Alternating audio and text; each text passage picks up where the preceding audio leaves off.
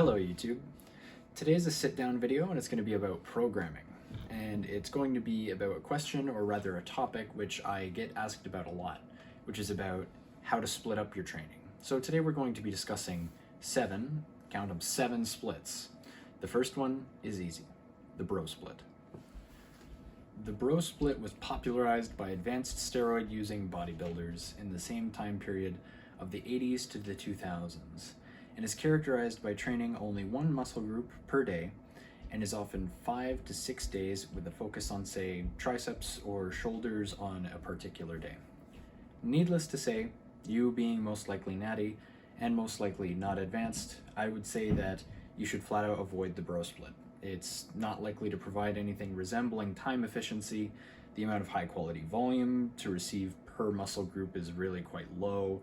The recovery demands are high, such that it might actually hinder growth, and the frequency per muscle group and thus the stimulus is also basically as low as it can be. If you really have it in your heart, you can do it, but I wouldn't advise it.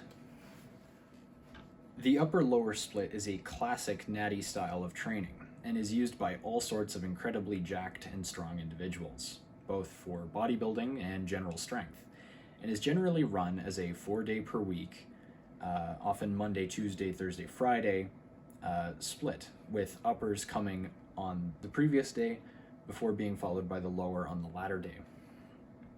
This is a great place to start for many people. It's what I would give to almost any novice. It will provide adequate recovery time, acceptable frequency, it encourages time efficiency, and it's focused on pursuit of particular goals, particular lifts especially. However, it's not without its faults. It's often lacking in easily found space for isolations and things of that sort, especially for the upper body, and it can end up developing the lower body faster than the upper body. For the legs, I think you'll find that you'll be able to provide more than enough in a given leg session, but for the upper body, you might have to squeeze things in a little more, especially the arms, as they're often put at the end of upper body workouts, and thus they never really get a priority. Common modifications to accommodate these issues from a sort of more bodybuilding perspective are including a 3rd day for upper body, which some will program as an arm day. That's what I would do a lot of the time. Or simply as a less fatiguing upper day, where you use, say, like a tertiary variation on whatever your prime movement is for that day. You can also squeeze in a lot of that isolation work on that day that you might otherwise miss. Regardless, the upper-lower split will often treat you right and be very effective in creating some pretty good gains, provided you know how to program it well. Push-pull legs, or a combination of those in any particular order, is a upper body dominant split with a focus on developing the torso, with 4 days a week dedicated to the upper body and 2 to the lower body. It can be run either as a 6-day split or a 3 days then rest split. This split was especially popular when I started lifting, and even now over a year later. However, I never tried it. What I can say about it is that it's a very torso dominant split, obviously, as although the upper body is worked way more frequently, the arms are very deprioritized and they end up going at the end of the workout more often than not. Many people try to shoehorn powerlifting goals into this split, doing their push-pull legs as a bench, deadlift, squat. What many people will tell you is that this is far from sustainable for most people, especially as you become more advanced in your strength goals. Overall, that split isn't bad, but it does have you in the gym very frequently. So if you have a lot of outside obligations, you may find that this is not the best one for you. A common modification is actually changing the order or occurrence of the days, such as doing legs push-pull or pull-push legs. Another one I've actually heard of is doing push-pull legs upper-lower to make it a 5-day split. People will often tell you that full body is good for beginners, and this I would regard as mostly untrue because it leaves them without focus.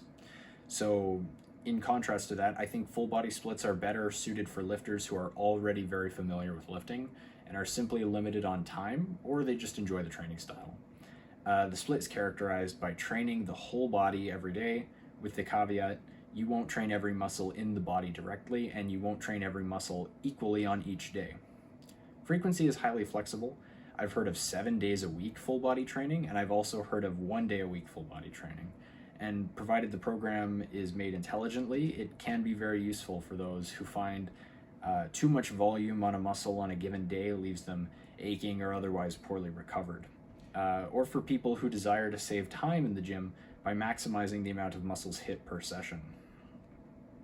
For that reason, I believe full body splits are great for new parents or anyone like that, in-season athletes who need practice for their sport frequently and don't have as much time for weights in the gym, but they don't want to lose proficiency in the weight room.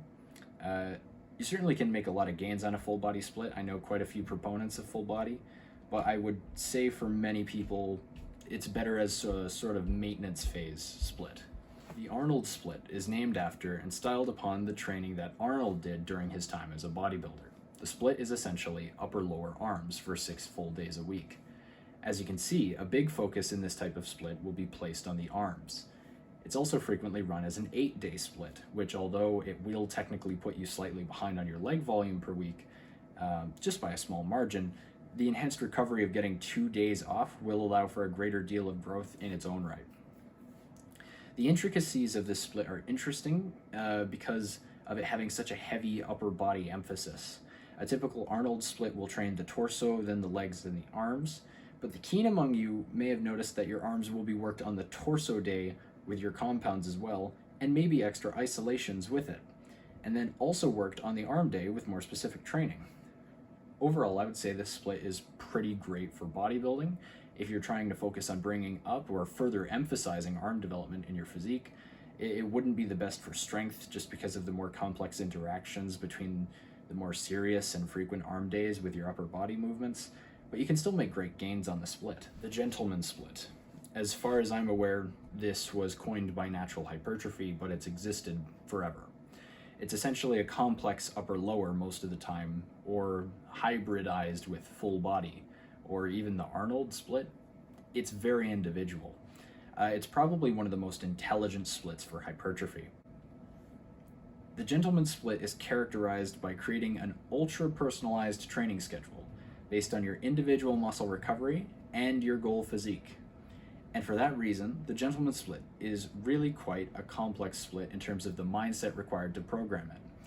That's because it requires not only you to have a very solid grasp on your own recovery and programming, but to have in mind the physique goal that you're trying to accomplish. For those reasons, I think programming a gentleman split for another person is almost impossible. Because if your calves can be trained 4 days a week, but another person can only train their calves 3 days a week, they'll quickly find out that that gentleman split will not work for them.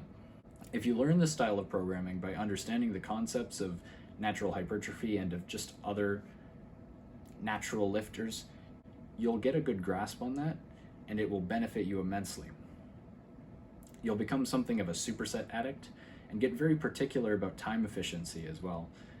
So this is a very entertaining split to program if you're a very neurotic and controlling type of lifter, kind of like me. So if you're willing to put in the time and effort to make this type of split, you can not only make great hypertrophy gains, but also great time savings and efficiency gains in the process. Ultimately, the question of what split is best for you is secondary to the most important things in the gym. Consistency, hard work, calorie surplus, sleep, getting to your goals, right? But you can put a lot of personality and flair into your split. You can be creative with it. You can make something which shows off who you are as a person. And that's part of what I really love about programming and about splits. It tells you a little bit about the lifter before you even see them. And it helps you enjoy your training. It helps you look forward to your training and think about your training even when you're not training. Learning to love your training. That's what this helps with. And if you've watched the channel for a while, you know I believe that learning to love your training is the biggest thing, because if you love it, everything else will fall into place. That's all I have for now. Take care, train hard, and have a great day.